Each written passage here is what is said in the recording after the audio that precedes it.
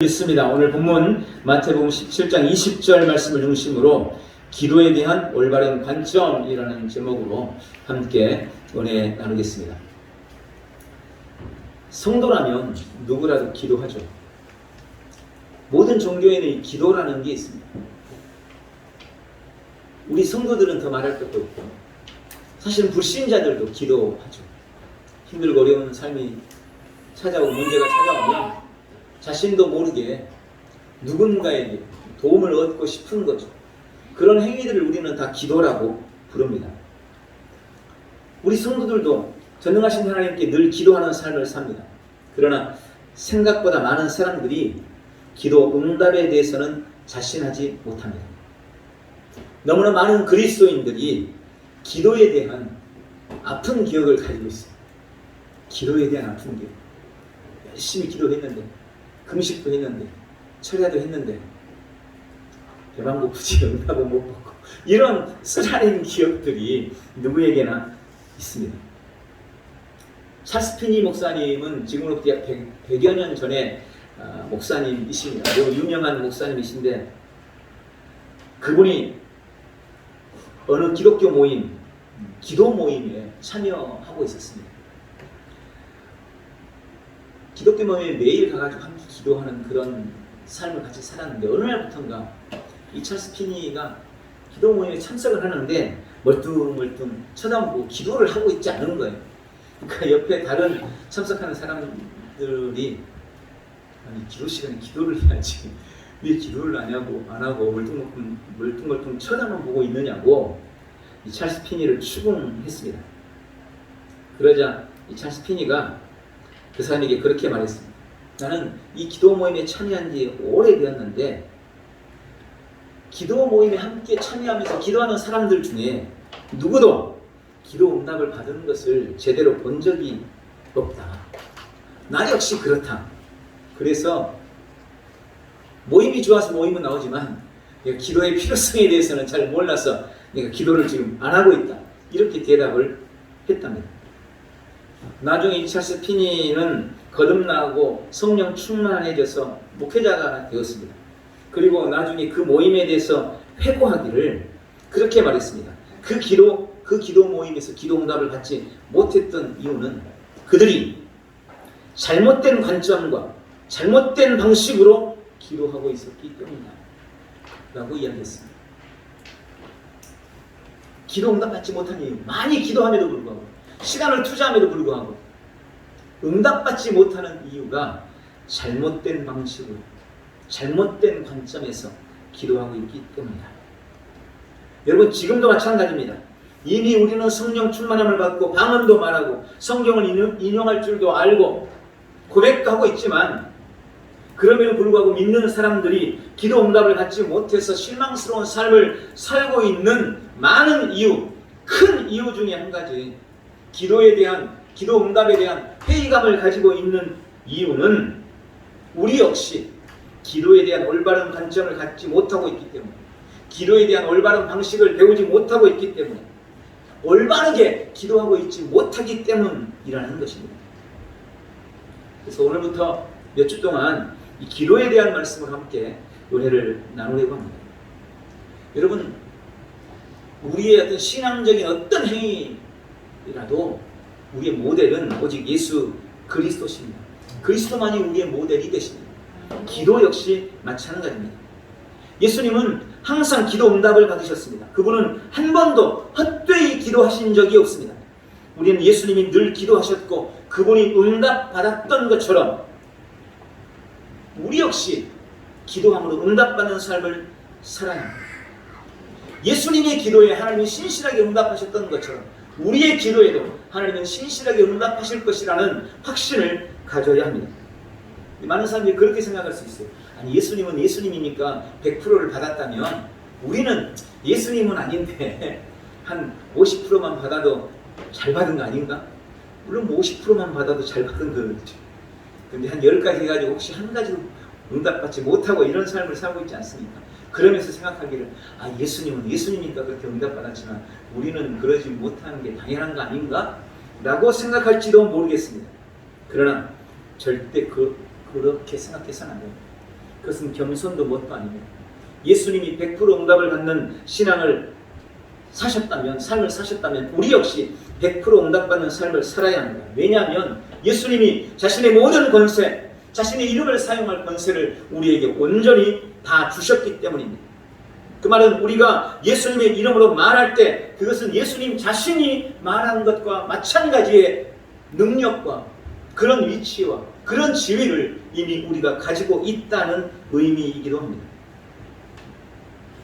우리는 예수님의 이름으로 기도한다는 말은 예수님이 하셨던 기도와 동일한 권세와 동일한 효력이 우리의 기도에 있다라는 그런 의미인 거예요.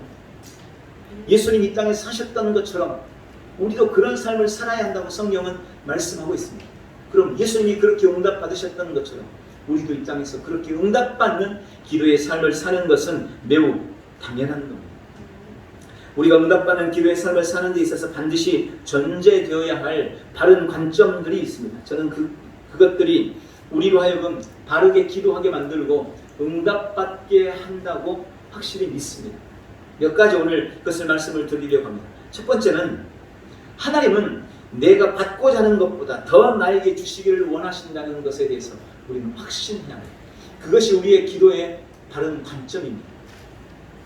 하나님은 우리가 원하는 것보다 훨씬 더 큰 것, 더 많은 것, 더 좋은 것을 우리에게 주시기 원하십니다. 이것을 확신하시기 바랍니다.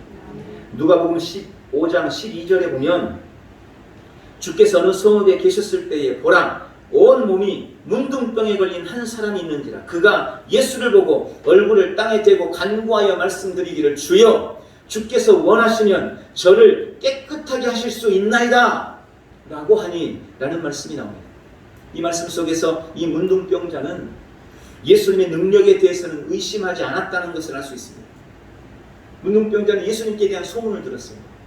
아, 예수라는 사람이 이미 많은 귀신도 쫓아내고 병든 사람을 많이 고쳤다더라. 문둥병자들도 이미 고쳤다더라. 내가 그분을 만나기만 하면 그분이 내 병을 고쳐주실 충분한 능력이 있다는 것. 문둥병자는 그걸 믿었다는 거예요. 예수님이 나의 병을 고쳐주실 수 있다.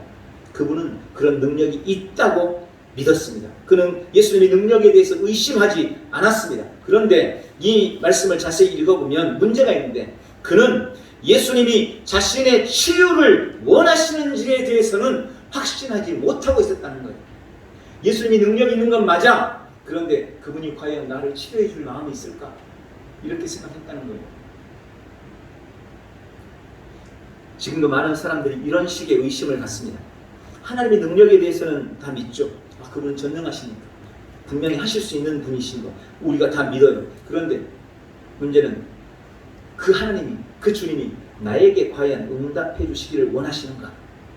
이 부분에 대해서 많은 사람이 의심의 태도를 가지고 있습니다. 하나님이 고칠 수 있다는 건 알겠는데 혹시 나를 치유하는 것이 하나님의 뜻이 아닐 수도 있지 않을까? 라는 이런 식의 태도를 사람들이 가지고 있다는 거예요. 예를 들어 이런 거죠. 예전에 우리나라 유명한 목사님들, 조영기 목사님을 비롯해서 유명한 목사님들이 폐병을 앓았어요. 폐병. 그때는 그게 불치병이었습니다.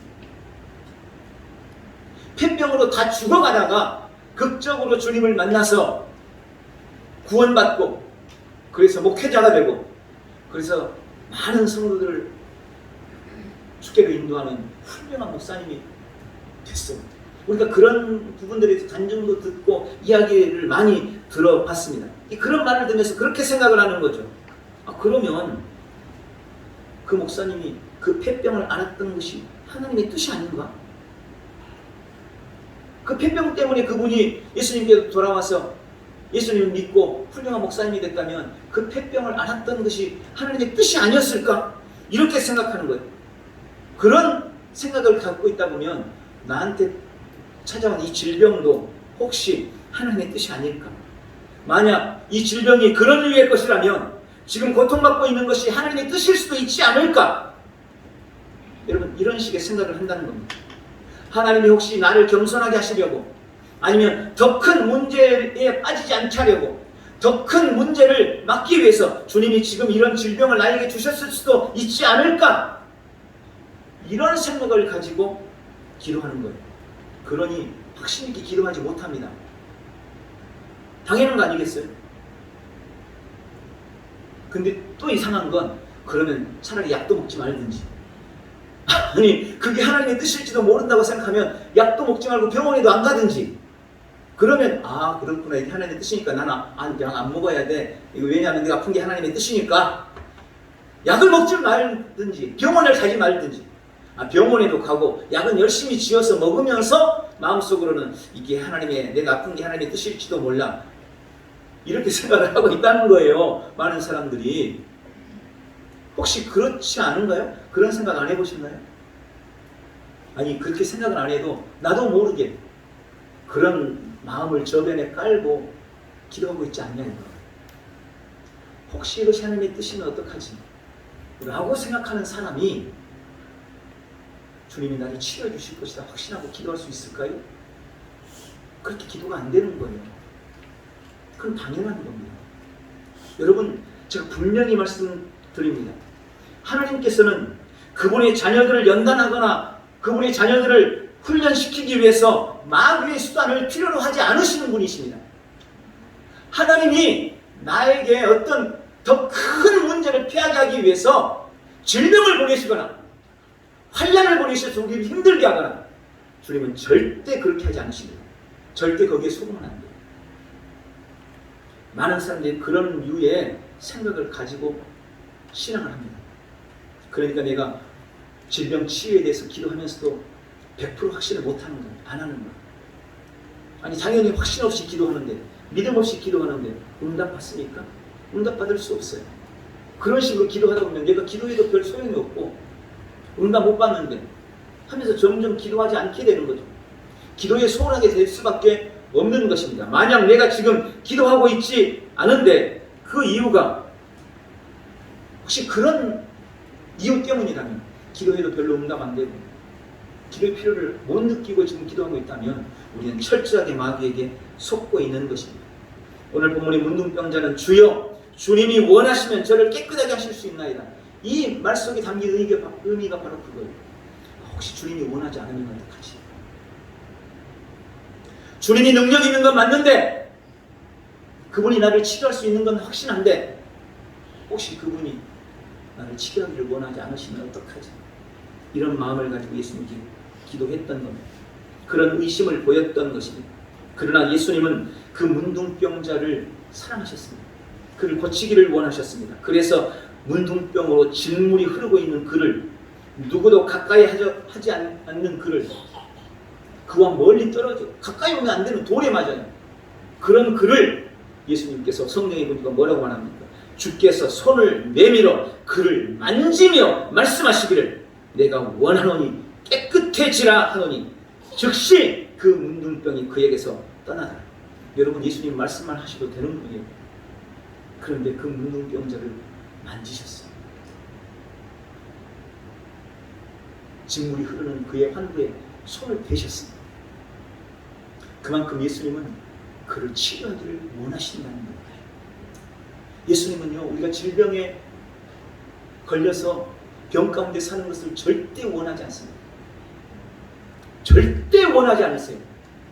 그것이 하나님의 뜻이라고요? 그렇게 질병 걸린 게 하나님의 뜻이라고요? 아니요, 그건 거짓말입니다. 그건 사탄이 속이는 겁니다. 감기 몸살 하나라도 그건 하나님의 뜻이 아닙니다. 이 부분에 대해서 우리가 확신해야 합니다.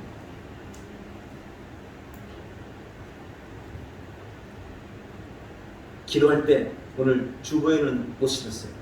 세 가지를 기억하십시오. 기도할 때 응답에 대해서 기대하며 기도하시기 바랍니다. 많은 사람들이 기도할 때 응답을 기대하지 않기 때문에 늘 습관적인 기도만 합니다. 그러다가 점점 기도하지 않게 되는 거예요. 응답에 대한 열망이 있으면 습관적으로 기도하지 않아요. 뜨겁게 기도하게 돼요. 근데 응답에 대해서 마음이 식어버렸어요. 기도해도 응답될지 말지 처음에는 한 70% 믿었는데 하다 보니까 한 50%로 줄어. 또 기도하다 보니까 한 30%로 줄어. 나중에는 마음속에 응답받을 기대는 한 10%밖에 안 해요. 그런 식으로 기도해요. 그러다 보니 기도가 습관이 되는 거예요. 믿음 없는 기도를 계속하고 있는 거예요. 나중에는 이럴 시간 차라리 잠이나 자는 게 낫겠다. 이렇게 생각하는 거죠. 기대하며 기도하십시오. 근데 만약 여러분 중에 예수님 통해 거듭나지 않았다면 당연히 기도 응답은 바라지도 마세요. 옆집 아저씨가 나한테 매달 용돈 줄 걸 기대하는 사람이 있어요? 그런 사람이 있으면 미친놈이죠. 옆집 아저씨는 나한테 주지 않아요. 그러나 우리는 우리 부모님이기 때문에, 내 아버지이기 때문에 내가 필요를 할 때 손 내밀면 아버지가 줄 것으로 당연히 기대하는 거죠. 우리는 하나님의 거듭난 자녀, 하나님으로부터 나온 하나님의 은혜의 말씀으로 나음받은 하나님의 자녀이기 때문에 주 앞에 기도하면서 마땅히 내가 기도한 바를 주께로부터 얻을 것이라고 기대하는 마음을 가지고 기도해야 하는 것입니다. 두 번째, 하나님은 우리의 기도를 귀찮아하지 않으시니 오히려 주님은 우리에게 기도하라고 요청하셨습니다. 어떤 사람들은 너무나 하나님을 깊이 생각해 주느라고 기도를 안 한대요. 전 세계 크리스찬들이 얼마나 많은데 그 사람들이 한 가지씩만 기도를 요청해봐. 하나님이 얼마나 바쁘시겠어. 아니, 말은 그렇게 안 하지만 나도 모르는 사이에 그런 비슷한 생각을 하고 있는 거예요. 하나님을 우리 인간적인 생각으로 자꾸 생각하기 때문에.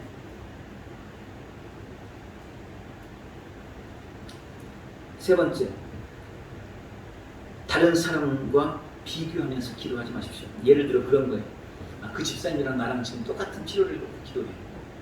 그 집사님에게도 고3이 있고 우리 집에도 고3이 있어. 근데 그 집사님은 그냥 새벽마다 안 빠지고 맨날 나오고 주일마다 열심히 봉사하고 정말 최선을 다해. 누가 봐도 믿음이 너무 좋은 집사님이야. 근데 나는 내가 생각해도 별 볼 일 없어. 열심히 안 하는 것 같아. 그 집사님도 자기 아들 대학 입시를 위해 똑같은 대학 놓고 지금 입시를 위해서 기도하고, 나도 그 대학에 우리 아들을 위해서 열심히 기도하고 있어. 그럼 우리는 나도 모르게 그렇게 생각하는 거야. 나라도 내가 하나님이라도 저 집사님 기도를 듣겠다. 이런 식의 생각들을 나도 모르게 한다니까요. 나도 모르게. 이런 것들이 우리가 기도에 확신 없게 만드는 거예요. 이게 기도에 대한 바른 관점이 아닌 거예요. 이런 태도를 여러분 지향하시기 바랍니다. 하나님께서 당신이 구하는 것과 여러분이 구하는 것과 다른 사람이 구하는 것이 겹친다고 해서 상대적으로 믿음이 작은 것 같은 당신의 것을 보류하거나 밀어놓거나 절대 그러시지 않는다. 절대 그러시지 않습니다. 하나님은 모든 자녀 가운데 어느 한 사람만을 더 특별하게 사랑하지 않으십니다. 또 하나님께서는 우리가 전 세계 단 한 사람인 것처럼, 나 자신이 전 세계에 있는 유일한 사람인 것처럼 나를 대하시고 나를 사랑하시고 나와 관계하신다는 것을 믿으시기 바랍니다.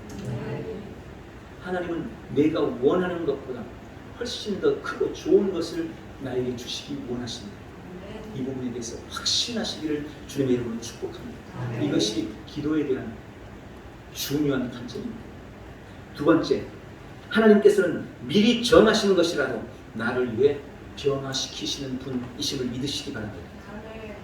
하나님이 이미 말씀을 통해서 하나님께서 미리 말씀하시거나 정해놓은 것을 포함해서 그 어떤 것이라도 우리는 기도를 통해서 그것을 변화시킬 수 있다는 것을 분명히 믿으셔야 합니다.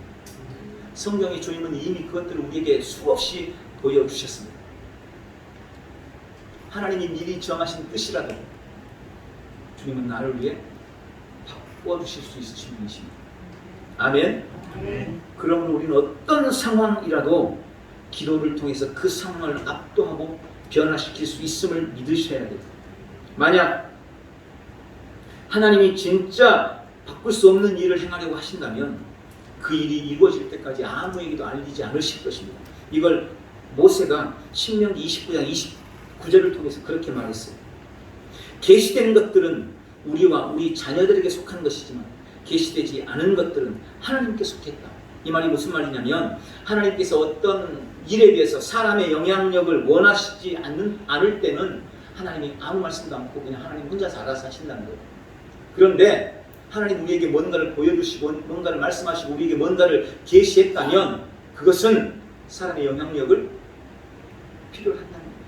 우리가 어떤 영향력을 미칠 수 있는 것들이라는 거예요. 그렇지 않으면 주님이 우리에게 말씀하지 않으신다라는 것이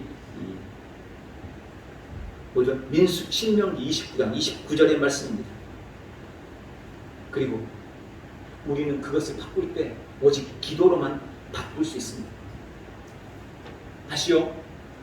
하나님이 우리에게 뭔가를 보여주셨어요. 그 말은 무슨 말이냐면 야 네가 기도하면 그거 바꿀 수 있어 라고 우리에게 말씀하시는 거라는 겁니다. 만약 그러지 못할 것, 절대 우리가 기도해도 바꾸지 않을 것 같으면 주님이 우리에게 보여주시지도 않는다. 이걸 기억하셔야 돼요. 실제로 성경에 이런 일들이 많이 기록되어 있습니다. 출애굽기 32장에 보면 하나님은 목이 곧은 이스라엘 백성들을 멸하시려고 했어요. 이들이 계속 원망만 하고 불평만 하고 우상을 섬기고 송아지 만들고 이러니까 하나님이 너무 한마디로 화가 나셨어요. 그래서 그들을 다 멸해버리고 새로운 민족을 세우자. 그래서 모세에게 말하는 거예요. 야, 내가 이놈들 도저히 용서하지 않기로 결정했다. 내가 너를 통해서 새로운 민족을 만들 거야. 나 이들을 다 쓸어버리기로 이미 결정했어. 라고 모세에게 말했습니다. 하나님 이미 뜻을 정해버렸어요.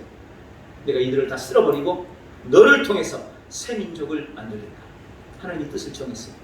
근데 그때 모세가 하나님 말씀을 들었잖아요. 하나님 뜻을 들었잖아요. 모세가 그것에 반대하고 섰습니다. 주님, 안 됩니다. 하나님, 안 됩니다. 아니, 하나님이 이미 뜻을 정했는데 모세가 반대하는 거예요. 아버지, 안 돼요. 차라리 그럴 바에는 내 이름도 생명록에서 지워버리십시오. 하나님이 저들을 다 멸해보세요. 다른 이방인들이 뭐라고 하겠습니까? 하나님이 자기 백성을 건져내놓고는 결국 광야에서 다 죽여버렸다. 이러지 않겠습니까? 저는 제 민족이 이렇게 광야에서 죽어가는 것을 볼 수 없습니다. 차라리 제 이름을 생명록에서 지우시고 이들을 살려주십시오. 여러분, 모세의 이 간절한 기도에 하나님은 당신의 뜻을 꺾으셨습니다. 자신의 뜻을 꺾으셨습니다. 모세가 이기는 겁니다. 모세 기도대로 하나님은 다시 그들에게 기회를 주셨습니다. 이것이 기도가는 놀라운 역사입니다. 열왕기하 20장에도 이와 비슷한 이야기가 나오죠. 하나님이 정한 뜻을 바꾼 또 한 사람이 나오는데 바로 히스기야입니다. 우리가 잘 알고 있잖아요. 히스기야가 병들었습니다. 하나님께서 이사야 선지자를 통해서 히스기야에게 찾아와서 너 이제 죽는다. 죽음을 정하셨어요. 그리고 유언하라 라고 이야기합니다. 그것은 의심 없이 히스기야를 향한 하나님의 말씀과 하나님의 뜻이었습니다. 그런데 히스기야는 하나님에 의해서 죽도록 정해졌고 다른 길이 없었음에도 불구하고 그 바로 다음 구절에서 성경은 그렇게 기록합니다. 그가 그의 얼굴을 벽에 대고 주께 기도하여 말하기를 이렇게 기록하고 있어요. 그리고 히스기야는 바로 그 기도로 하나님의 뜻을 바꿨습니다. 하나님의 뜻을 돌이켰어요. 하나님의 뜻을 전한 이사야가 이제 왕궁을 빠져나가고 있었는데 다 빠져나가기도 전에 다시 그분의 돌이킨 뜻이 이사야에게 임합니다. 열왕기하 20장 4절부터 주의 말씀이 이사야에게 임하여 말씀하시기를 너는 돌아가서 네 백성의 대장 히스기야에게 말하라. 네 조상 다윗의 하나님 주가 이같이 말하노라. 내가 네 기도를 들었고 내가 네 눈물을 보았노라. 보라, 내가 너를 치유하리니 3일 만에 네가 주의 전으로 올라가리라. 내가 네 날에 15년을 더하리라. 3일 안에 죽을 거라고 하나님이 뜻을 정하셨고 말씀하셨는데 히스기야의 눈물의 기도로 하나님께서 그의 생명을 15년을 연장시키는 겁니다. 하나님이 미리 정하신 그분의 뜻이라 할지라도 성도의 기도를 통해서 바꿀 수 있음을 주님이 우리에게 분명하게 보여주십니다. 어떤 불가능해 보이는 일도 기도하는 한 소망이 있음을 믿으시기 바랍니다. 구약에만 그런 일이 일어난 게 아니에요. 신약에도 주님은 기도를 통해서 어떤 것도 바꿀 수 있다고 말씀하십니다. 누가복음 18장 1절에도 주님은 우리에게 우리가 항상 기도하되 포기하지 말아야 한다. 낙심하지 말라. 절망적인 상황이 와도 기도하고 포기하지 말라는 거예요. 우리는 기도를 통해 삶의 환경과 상황들을 바꾸어낼 수 있습니다. 우리 가정과 직장과 우리의 재정과 우리의 건강과 우리의 몸도 얼마든지 바꾸어 나갈 수 있습니다. 그래서 우리는 기도에 대해서 좀 더 정확하게 알아야 되고 효과적으로 기도해야 되는 법을 반드시 배워야 하는 것입니다. 오늘 본문 마태복음 17장 20절에 예수님이 말씀하십니다. 예수께서 그들에게 말씀하시기를 너희가 믿지 않기 때문이다. 진실로 내가 너희에게 말하노니 너희에게 겨자씨 하나일 만한 믿음이 있다면 너희가 이 산더러 저리로 옮겨져라 라고 말하면 그대로 될 것이고 또 너희에게 불가능한 일이 없을 것이다. 여러분 이 말씀을 들을 때 여러분 어떤 생각이 드십니까? 너희에게 불가능한 일이 없을 것이다. 좀 흥분되십니까? 가슴이 벌렁벌렁하고 나 이 불가능한 일이 없구나. 여러분 그러기를 바랍니다. 그런데 어떤 사람들은 너무 많이 들어가서 식상해 돼 있어요. 그것은 그런 사람들한테는 그런가 보죠. 나하고는 상관없는 일 같아요. 아니, 절대 그러지 마십시오. 언제나 이 말씀이 여러분 가슴을 벅차게 만들고 여러분 가슴을 벌렁벌렁하게 만들고 진짜 난 뭐든지 할 수 있겠구나. 여러분 속에 막 희망을 주고 이 말씀이 되시기를 바랍니다. 또 너희에게 불가능한 일이 전혀 없을 것이다. 이 말씀의 배경을 우리는 압니다. 예수님이 기도하러 산에 올라가셨어요. 근데 어떤 아버지가 귀신 들린 자기 아들을 데리고 찾아왔습니다. 근데 예수님이 안 계시니까 제자들한테 내 아들이 불에도 뛰어들고 물에도 뛰어들고 귀신 들려서 지금 큰일 났습니다. 제발 이 귀신 쫓아내시고 우리 아들 좀 살려주세요. 그 제자들이 붙들고 예수님 하신 것처럼 열심히 막 기도하고 예수님 떠나가시라 이랬는데 귀신이 안 떠나. 실망하고 있는데 그때 마침 예수님께 내려오셨어요.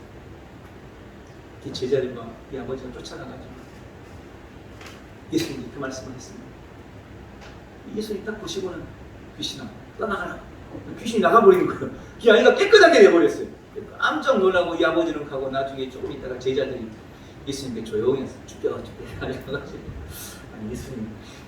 예수님 그렇게 쉽게 하는데 왜 우리는 귀신을 못 쫓아냈어요? 이렇게 물었습니다. 그때 하신 말씀이 바로 이거예요. 너희가 믿음이 없기 때문이다. 예수님 이렇게 말씀하신 겁니다. 그러면서 하신 말씀이 너희에게 겨자씨 하나일 만합니다. 지금 계속 몇 주 동안 겨자씨에 대해서 눈에 보이지도 않는 여러분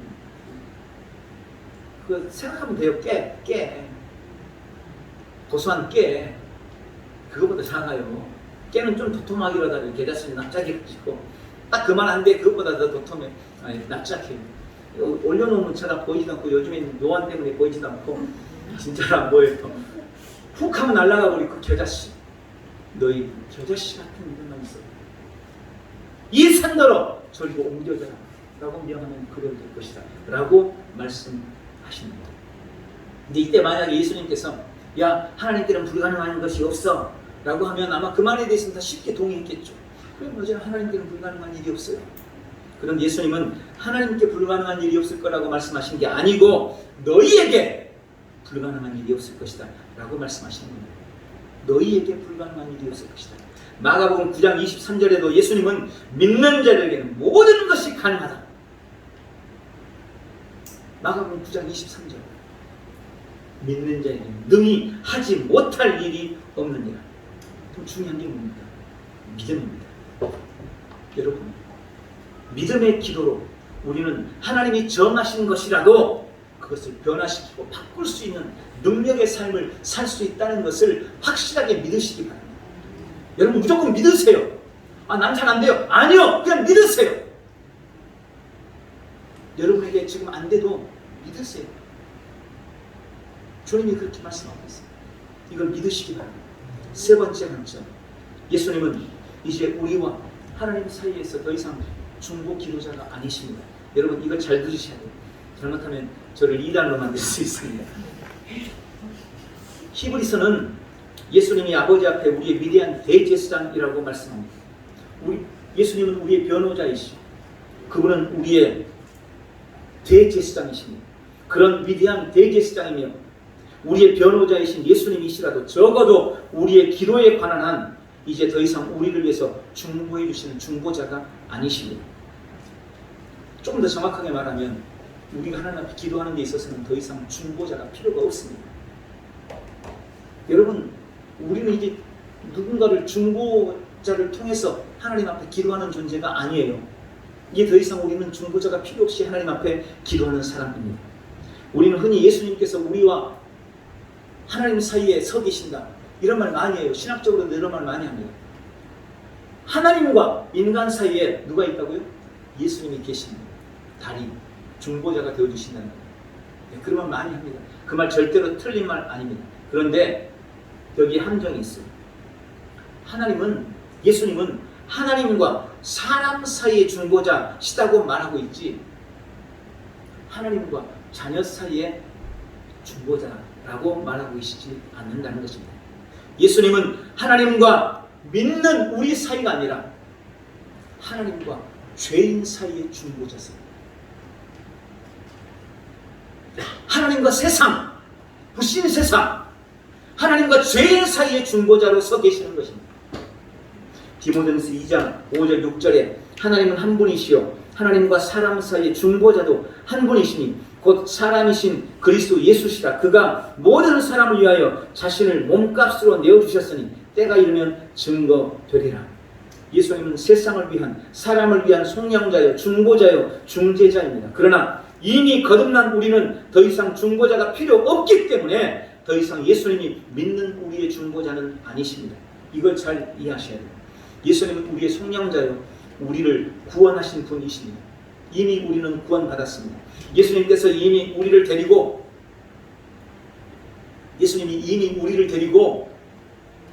하나님 우편에 있는 그분과 함께 자리에 딱 데려다 놓으셨어요. 이렇게 생각해 보시면 돼요. 교장 선생님이 반장을 불러가지고 야 너희 반에 윤정이 있지? 윤정이한테 가서 내일 엄마 오시라고 해라. 그럼 반장이 쫓아가가지고 윤정아 너 내일 교장 선생님이 너 엄마 모시고 오래. 근데 가만 생각해보니까 엄마가 내일 안 계셔. 그러니까 윤정이가 반장한테 야 교장 선생님한테 가가지고 내일 우리 엄마 안 계신다 그래. 그냥 또 쫓아가가지고 또 말했어요. 교장 선생님이 또 반장한테 아니 그럼 언제 되냐고 시간 좀 물어봐. 이렇게 하다가 귀찮으니까 이제 안 되겠는데 야 너 가서 윤정이 데리고 가냐. 윤정이를 직접 데려와봐. 그래서 반장이 윤정이를 데리고 교장 선생님 교장실에 딱 데려다가 책상 앞에 앉혀놨어요. 의지에 앉혀놓은 거예요. 그럼 그때부터 반장이 필요합니까? 필요 없어요. 이제 교장 선생님이랑 윤정이랑 대면해서 보고 얘기하면 돼요. 그 옆에 앉아가지고 반장이 그 옆에 앉아가지고 윤정아 뭐라고? 교장 선생님 이렇대요. 이런 거 웃긴 일이잖아요. 이거 웃긴 일이잖아요. 똑같아요. 예수님이 이미 우리를 하나님 앞에 데려놨어요. 우리는 이미 하나님의 임재 안에 있습니다. 그러니 우리는 예수님은 더 이상 우리의 중보자가 될 수 없어요. 이제 우리는 예수님의 이름을 가지고 하나님과 대면하는 그런 사람입니다. 이 말씀이 이해가 되시죠? 그래서 예수님은 더 이상 우리의 중보자가 안 돼요. 되실 필요가 없어요. 되실 이유가 없으세요. 왜? 우리는 직접 주님과 대면하는 자이기 때문에. 그런데 여전히 많은 사람들이 예수님의 이름으로 기도한다고 말하면서 예수님을 중보자의 자리에 놔요. 이게 잘못된 관점입니다. 이게 잘못된 관점이에요. 예수님이 내 말 좀 잘 좀 해서 하나님의 마음을 좀 움직여 주셨으면 좋겠다. 뭐 이런 식으로 생각을 하는 거예요. 그렇지 않아요. 우리는 예수의 이름으로 하나님 앞에 짚고 하는 것입니다. 여러분 이 관점이 정확해지면 우리의 기도도 분명해지고 더 확신 있게 기도할 수 있어요. 이 여전히 예수님을 중간에 넣는. 천주교는 더 심하잖아요. 마리아를 중간에 넣잖아요. 마리아를 중보자라고 생각해요. 그래서 한 다리 막 건너뛰어. 이렇게 건너뛰어야 돼. 마리아한테 갔다가 예수님께 갔다가 예수님 하나님께 가요. 이렇게. 아니, 예수님조차도 이제 더 이상 우리의 중보자가 아니십니다. 우리는 예수님의 이름으로 하나님께 직구할 수 있습니다. 이것을 확실히 믿으시길 주님의 이름으로 축원합니다. 오늘 이제 그럼 우리가 예수의 이름으로 어떻게 더 기도할 것인가, 이 부분에 대해서 다음 주에 계속하도록 하겠습니다. 오늘 말씀을 맺습니다. 우리가 가진 기도에 대한 관점과 이해를 점검하는 귀한 시간 되시기를 바랍니다. 대충 비슷하면 되지 않나? 좀 비슷하게 하면 되는 거 아닌가요? 아니요, 그렇지 않습니다. 작은 기계 하나라도 원리대로 작동 안 하면 절대 작동이 안 되는 거예요. 원리대로 설명서대로 해야 되는 거예요. 그래야 작은 기계라도 작동이 제대로 되는 거예요. 영적 세계라고 그냥 대충 우리가 하나님 내 마음 아시니까, 전능하시니까. 아니요, 절대 그렇지 않습니다. 성경은 명확하게 말합니다. 이 백성이 지식이 없어서 망하는 거다. 이 지식이 어떤 지식입니까? 분명하고 정확한 지식, 올바른 지식. 이게 없기 때문에 우리가 기도에 대해서 응답받지 못할 수 있습니다. 기도에 대한 올바른 관점과 지식은 분명히 우리 신앙, 특히 우리 기도 응답에 놀라운 변화를 가져올 것입니다. 하나님은 우리가 원하는 것보다 더 우리에게 주시기를 원하십니다. 하나님은 미리 정하신 뜻이라도 기도를 통해서 바꿀 수 있을 만큼 우리의 기도를 들으시기를 원하십니다. 우리는 더 이상 예수님을 통해 기도하거나 응답받지 않습니다. 그분은 자신의 이름을 우리에게 주셨고, 우리는 예수의 이름을 가지고 직접 믿음으로 하나님께 기도하면 응답받는 삶을 살 수 있습니다. 오늘 기도에 대한 바른 관점과 지식을 가지고 응답의 기적을 범사에 누리는 복되고 귀한 성도들 되시기를 예수님의 이름으로 축원합니다. 기도하겠습니다. 전능하신 아버지, 예수님처럼 기도할 수 있는 기도에 놀라운 특권을 주셔서 감사합니다. 하나님은 언제나 내가 원하는 것보다, 내가 기도하는 것보다 더 크고 놀라운 일을 우리를 위해 준비하고 계시는 것을 믿습니다. 나는 결코 나를 향한 하나님의 선이나 그 능력을 의심하지 않을 것입니다. 하나님은 미리 정하신 뜻이라도 나를 위해 기꺼이 변화시키시며 그것은 오직 기도를 통한 변화인 것을 믿습니다. 나는 그 능력으로 나의 환경과 상황을 변화시키며 환경을 압도하기를 결단합니다. 나는 이제 예수님의 이름을 가졌으므로 주님의 중보에 기대하지 않으면 삶의 필요를 하나님께 직접 기도함으로 날마다 넉넉하게 공급받는 자입니다. 주님, 기도에 대한 바른 관점과 지식으로 상황과 모든 환경을 이기고 응답의 삶을 누리는 복되고 귀한 성도들 다 되도록 역사해 주시옵소서. 예수님의 이름으로 기도하옵나이다. 아멘. 우리 다 같이